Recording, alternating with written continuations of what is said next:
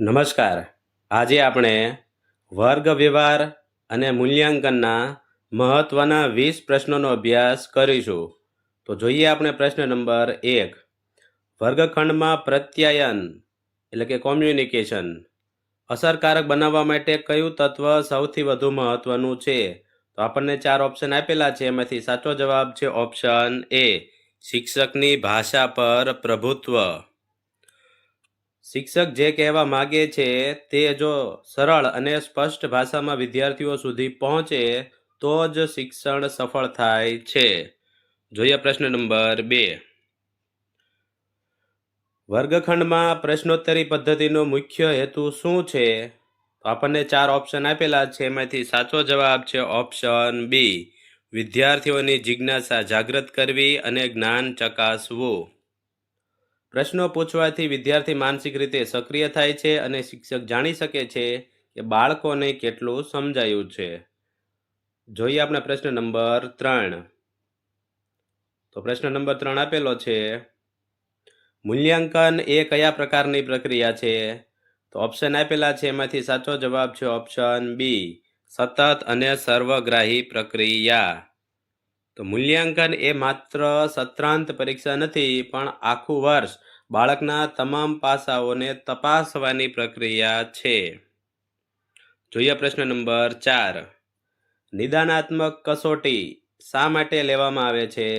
તો આપણને 4 ઓપ્શન આપેલા છે. એમાંથી સાચો જવાબ છે ઓપ્શન એ, વિદ્યાર્થીઓની નબળાઈઓ અને ભૂલોના કારણ જાણવા.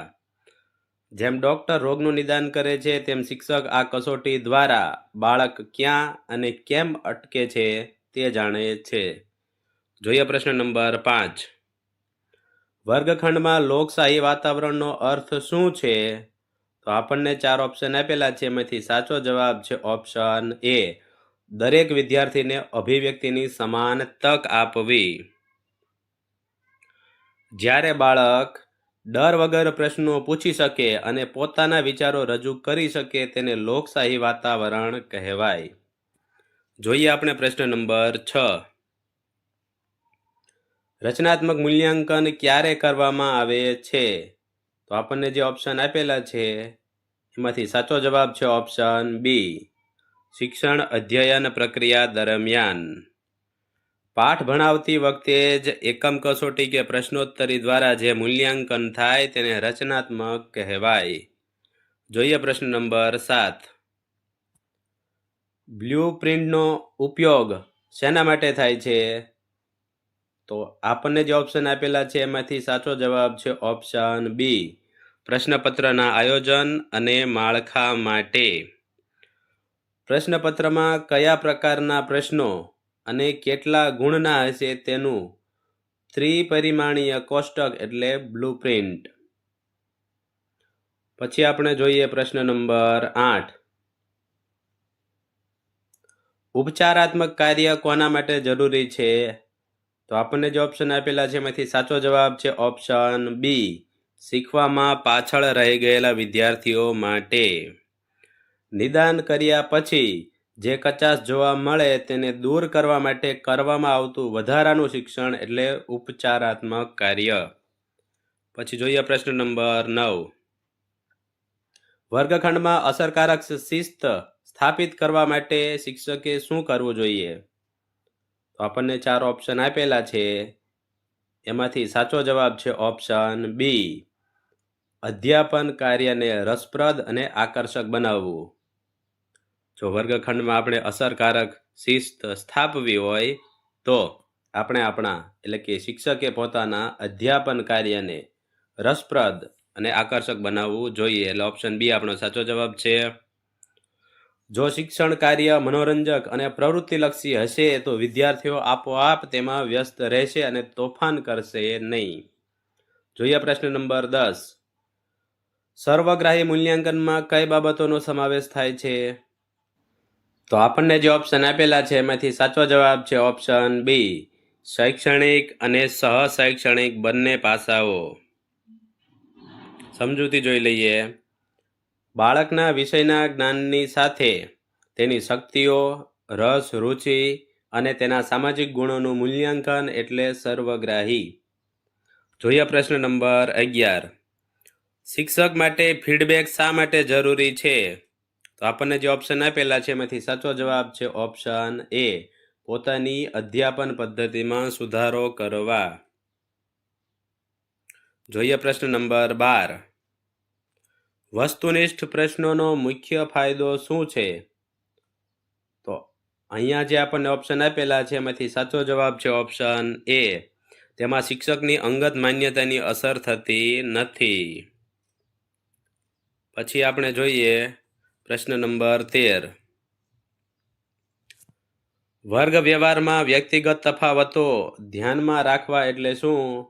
તો આપણને જે ઓપ્શન આપેલા છે એમાંથી સાચો જવાબ છે ઓપ્શન બી, દરેક બાળકની શીખવાની ક્ષમતા અને ગતિ અલગ હોય તે સ્વીકારવું. જોઈએ પ્રશ્ન નંબર 14. મૌખિક કસોટીનો ઉપયોગ મુખ્યત્વે શું ચકાસવા માટે થાય છે?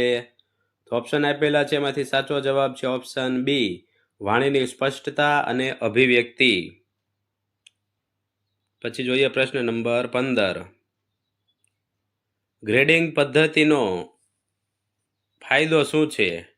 તો આપણને જે ઓપ્શન આપેલા છે એમાંથી સાચો જવાબ છે ઓપ્શન એ, વિદ્યાર્થીઓ વચ્ચે તીવ્ર સ્પર્ધા ઘટાડે છે. પછી જોઈએ પ્રશ્ન નંબર 16. વર્ગખંડમાં બ્લેકબોર્ડનો ઉપયોગ કેવી રીતે કરવો જોઈએ? તો આપણને જે ઓપ્શન આપેલા છે એમાંથી સાચો જવાબ છે ઓપ્શન બી, મુખ્ય મુદ્દાઓ અને આકૃતિઓ માટે સુઘડ રીતે. પ્રશ્ન નંબર 17. પરીક્ષામાં વિશ્વસનીયતા એટલે શું? તો આપણને જે ઓપ્શન આપેલા છે એમાંથી સાચો જવાબ છે ઓપ્શન એ, વારંવાર પરીક્ષણ કરવા છતાં પરિણામમાં સમાનતા. પ્રશ્ન નંબર 18. વર્ગખંડમાં શિક્ષકની બોડી લેંગ્વેજનું મહત્વ શું છે? તો આપણને જે ઓપ્શન આપેલા છે એમાંથી સાચો જવાબ છે ઓપ્શન એ, તે પ્રત્યાયનને વધુ પ્રભાવશાળી બનાવે છે. પછી જોઈએ પ્રશ્ન નંબર 19. પ્રોજેક્ટ પદ્ધતિથી કયા ગુણો વિકસે છે? તો ઓપ્શન આપેલા છે એમાંથી સાચો જવાબ છે ઓપ્શન બી, સહકાર અને સંશોધનાત્મક અભિગમ. પછી આપણે જોઈએ છેલ્લો પ્રશ્ન નંબર 20. માપન અને મૂલ્યાંકન વચ્ચેનો સંબંધ શું છે? તો આપણને જે ઓપ્શન આપેલા છે એમાંથી સાચો જવાબ છે ઓપ્શન બી, માપન એ મૂલ્યાંકનનો એક ભાગ છે. એટલે મૂલ્યાંકન એ વિસ્તૃત છે. એટલે સાચો જવાબ છે ઓપ્શન બી. માપન માત્ર અંક આપે છે, જ્યારે મૂલ્યાંકન તે અંકનું અર્થઘટન કરે છે. જેમ કે 100માંથી 80 ગુણ એ માપન છે, પણ મૂલ્યાંકન તો કે ખૂબ સારું પ્રદર્શન કર્યું. આશા છે કે આ સમજૂતી અને આ પ્રશ્નો તમને તમારી પરીક્ષામાં મદદરૂપ થશે.